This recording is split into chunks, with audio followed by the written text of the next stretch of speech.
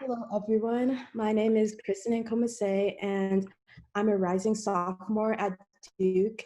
And this summer, my research was about electronic medical record or EMR-based strategies and how they could potentially be used to identify child maltreatment. And my mentors for this project were Dr. Beth Gifford and Dr. Megan Galanka. So first, for some background, child maltreatment is defined as physical abuse, sexual abuse, or neglect. According to the CDC, 1 in 7 children experienced child maltreatment in the past year, and in 2018, 1,770 children died from child maltreatment. These statistics demonstrate that child maltreatment is a pervasive problem in the United States that needs to be addressed. For the rest of my presentation, when I refer to EMR-based strategies or EMR tools, I'm talking about any tool that a medical provider interacts with in a patient's electronic medical record. So these could be pop-up alerts, trigger systems, or electronically based order sets. Overall, my research consisted of conducting and transcribing interviews with child maltreatment experts and emergency department physicians about how EMR strategies could be used to identify child maltreatment in medical settings. And so some of the research questions underlying the study are EMR-based strategies useful in identifying children who are at risk or who have experienced maltreatment? What are the barriers and facilitators of the effective use of EMR-based strategies by medical personnel? And what ethical implications must we consider when using these tools? So every interview began with the question, is your hospital or other medical setting currently using any EMR-based strategies to identify children who have been or who are at risk for maltreatment? Based on this yes or no answer, the interview kind of takes two separate paths, which can be seen in this chart.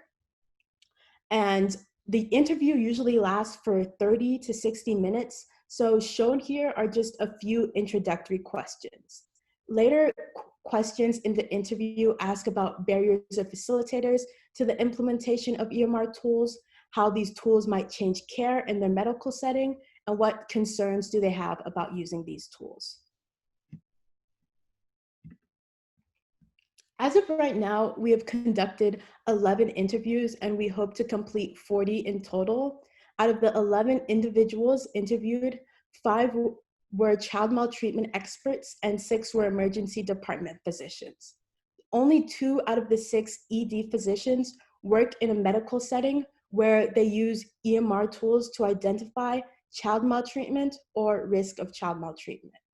On this slide are some of the common answers to a few of our questions that we posed. So for barriers to the successful implementation of an EMR tool, common answers were lack of support from medical providers, alert fatigue, and the amount of IT work needed to create a viable tool. On the other hand, people mentioned facilitators such as engagement with medical providers when creating the tool, the presence of a physician who is championing the tool, and sometimes a really bad outcome, such as a missed child abuse case, can garner support for the tool. Regarding ethical implications, the vast majority of people interviewed believe that an EMR tool could reduce biases related to race and ethnicity and socioeconomic status, while few argue that the tool itself could be biased.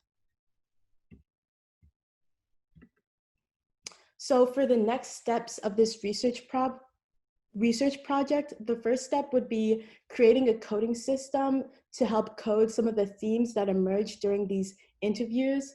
And the overall goal would be to develop recommendations for the implementation of EMR-based strategies.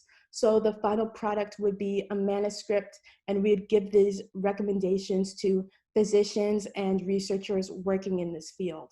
And also there's a hope to present these findings at the 3rd annual UPMC Children's Hospital of Pittsburgh Child Abuse Clinical Decision Support Conference.